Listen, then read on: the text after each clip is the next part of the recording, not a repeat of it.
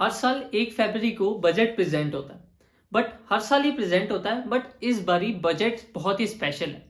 इसमें कुछ ऐसे स्पेशल पॉइंट्स हैं जिसको हम आगे इस वीडियो में डिस्कस करेंगे कि वो क्या है।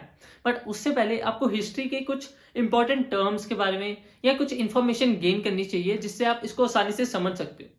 एंड पहले हम जो चीज जानते हैं वो है कि 2017 के बाद, बेसिकली 2017 के बाद अरुण जेटली ने 1 फरवरी को बजट प्रेजेंट करना शुरू कर दिया था।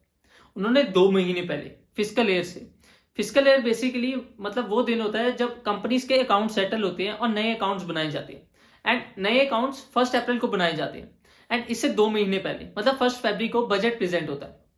बट अगर हम पहले देखें, 2017 से पहले देखें तो 28 या 29 फेब को बजट प्रेजेंट किया जाता था, 1 महीने के पहले। बट ऐसे गवर्नमेंट ने सोचा कि अगर हम ज्यादा जल्दी बजट को प्रेजेंट कर दें और उसको हम अगर इम्प्लीमेंट करके देखें कि क्या उस बजट में क्या दिक्कत आ रही है, जिस वजह से हम कुछ ऐसे स्टेप्स कर सके और उसको बजट को इम्प्रूव कर सके, ताकि फिजिकल ईयर में, फाइनेंशियल ईयर में हमारे को जरूरत ना पड़े उस बजट को छेड़ने की और उसको आगे कुछ चेंज करने की। अब जो अगली चीज हम समझते हैं वो है कि बजट है क्या। बेसिकली आपके घर पे भी बजट बनता होगा हर मंथ या हर साल। आपके घर वालों को पता होगा कि कहाँ से हमारे को इनकम आनी है और कहाँ हमने उस इनकम को स्पेंड करना है। बेसिकली वो इन दोनों को बैलेंस करने की कोशिश करती है और अगर वो बैलेंस हो जाता है उसको हम कहते हैं सरप्लस बजट। बेसिकली अगर हमारे पास खर्चे करने के बाद भी कुछ पैसे बचते हैं हाथ में, उसको हम सरप्लस बजट कहते हैं। एंड एक होता है कि बैलेंस बजट, कि एक्सपेंसेस भी हमारे इक्वल है और इनकम भी हमारी इक्वल है। एंड एक होता है कि हमारे एक्सपेंसेस कुछ ज्यादा ही है और इनकम हमारी थोड़ी है, एंड इसको हम डेफिसिट बजट कहते हैं। बजट जैसे गवर्नमेंट भी अपना खुद का बजट बनाती है। गवर्नमेंट डेवलपमेंट पर्पस के लिए बजट बनाती है। वो खुद के जैसे प्रॉपर्टी खरीदने में या कुछ फैशन इंडस्ट्री में मतलब ऐसे कुछ बजट नहीं बनाती। वो कुछ अपने डेवलपमेंट, देश की डेवलपमेंट के लिए बजट बनाती है कि इकोनॉमी ग्रो करे इंडिया की और लोगों का भला हो सके। बजट के 2 पार्ट्स होते हैं, एक रिवेन्यू और एक कैपिटल। रिवेन्यू रिसिप्ट्स और एक्सपेंसेस, मतलब रोजमर्रा के इनकम और एक्सपेंसेस, कहां से गवर्नमेंट को इनकम मिल रही है रोज की और कहां वो गवर्नमेंट एक्सपेंसेस कर रही है। एंड इसमें मोस्ट पॉपुलर एग्जांपल लेती है टैक्सेस। गवर्नमेंट को रोज टैक्सेस मिलती है, टैक्सेस हो गया, फाइन्स हो गया, एक्सेट्रा। और आगे हम बात करते हैं कैपिटल रिसिप्ट और एक्सपेंडिचर की।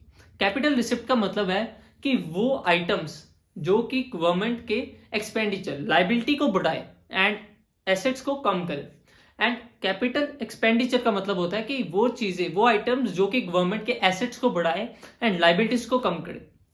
अब जैसे मैंने समझाया था आपको कि बजट डेफिसिट मतलब हमारी एक्सपेंसेस ज्यादा है और इनकम कम है। इस सिचुएशन में गवर्नमेंट को बाहर से पैसे बोरो करने पड़ेंगे एंड इससे उनकी लाइबिलिटी बढ़ जाएगी, उनका कैपिटल रिसिप्ट बढ़ जाएगा, जिससे उनको लाइबिलिटी पे करने में आगे उनके बर्डन आ गया कि उन्होंने आगे उस लाइबिलिटी को पे करना है एंड इससे उनकी बोरिंग्स एक्सेट्रा बढ़ जाएगी। अब हर साल 1 फरवरी को बजट प्रेजेंट होता है, इंट्रोड्यूस होता है। बट इस साल के बजट में कुछ खास चीज है एंड इसको इंटरिम बजट कहते हैं। ये वो सिचुएशन है जब बजट प्रेजेंट हो रहा हो और साथ उसी साल में इलेक्शंस भी आ रहे हो एंड इसको इंटरिम बजट कहा जाता है। बेसिकली गवर्नमेंट जो फिजिकल ईयर से पहले बजट बना लेती है अपना, उसमें आगे कोई चेंजेस हो सकते हैं। अगर इलेक्शन के बाद गवर्नमेंट बदल जाए तो गवर्नमेंट चाहेगी कि हम अपना नया बजट प्रेजेंट करें, जिस वजह से वो पुराने बजट में चेंजेस कर सकते हैं। बट आरबीआई की पॉलिसीज कुछ ऐसी है जो कि इंडिया के लोगों को प्रोटेक्ट करती है, वो कंट्रीज के हक के लिए प्रोटेक्ट करती है। वो ये नहीं जानती कि अगर ऑपोजिशन पार्टी जीत गई तो वो कुछ ऐसे चेंजेस लाए बजट में जो कि देश के लिए खतरा हो सके। वो ऐसे चेंजेस नहीं बनाते, वो ऐसे पॉलिसीज बनाते हैं जो कि बजट को, हमारे राइट्स को प्रोटेक्ट कर सके। अब सपोज गवर्नमेंट आ गई दूसरी और वो चाहेगी कि हमारे बजट हम नया प्रेजेंट करें। अब इसमें क्या होता है, 2 महीने का टाइम दिया जाता है इलेक्शंस के वक्त का और उसके रिजल्ट आने तक का, कि गवर्नमेंट का जो बजट है उसमें से वो एक्सपेंसेस को यूज करेंगे इलेक्शन पर्पसेस के लिए। वो यूज करेंगे कि क्या हमारे को वोटिंग के लिए जितने भी खर्चे आ रहे हैं वो उस बजट में से यूज किया जाएगा दोनों पार्टीज के बीच में। एंड उसमें बाद में देखा जाएगा कि क्या रिजल्ट्स आ रहे हैं, जिस वजह से जो अगर बजट सेम रहा, अगर गवर्नमेंट सेम नहीं तो बजट भी ऑलमोस्ट चांसेस है कि वो सेम ही रहे। एंड अगर गवर्नमेंट बदल गई तो चांसेस है कि बजट है वो भी बदलेगा, क्योंकि गवर्नमेंट नया बजट प्रेजेंट करना चाहेगी। अब 2024 में गवर्नमेंट इन 3 इंडस्ट्रीज पे ज्यादा स्पेंड करेगी। पहली है हेल्थ केयर, दूसरी है रोड्स और तीसरी है रेलवे डेवलपमेंट के लिए। पहले हम जानते हैं रेलवेज में गवर्नमेंट कैसे स्पेंड करेगी। बेसिकली रेलवेज में गवर्नमेंट एक ह्यूज अमाउंट रखा है क्योंकि वो 40,000 जो नॉर्मल ट्रेन है उनको सुपर स्पीड वंदे भारत में कन्वर्ट करना चाहते हैं, जिससे उनको ह्यूज खर्चा लगेगा।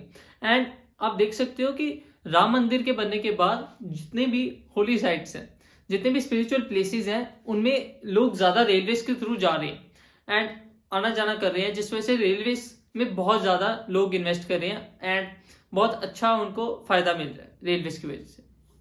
दूसरा हम जानते हैं health sector.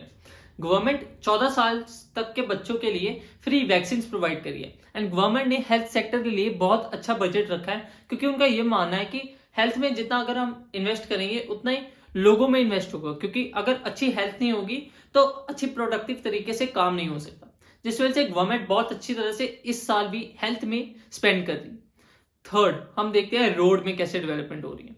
Basically Nitin Gadkari जो कि रोड के मिनिस्टर हैं, बेसिकली उन्होंने क्या किया है, इस साल रोड्स के बजट में कुछ स्पेशल इंट्रोड्यूस किए, क्योंकि वो बहुत हाईवेज बना रहे हैं और जिस वजह से उनको बहुत ज्यादा एक्सपेंडिचर बजट की जरूरत पड़ेगी। ये 3 मेजर पॉइंट्स हैं जो कि बजट का मोस्टली हिस्सा ऑक्यूपाई करते हैं। आज की वीडियो को हम इधर ही खत्म करते हैं। आई होप श्योर आपको पता लग गया होगा कि इस साल बजट में क्या स्पेशल है एंड बजट होता क्या है, इसको गवर्नमेंट यूज कैसे करती है, इसके टाइप्स क्या है। आई होप आपको समझ आ गया हो। अगर समझ आ गया तो लर्न टू अर्न चैनल को जरूर सब्सक्राइब करना and till the time stay learning and stay curious.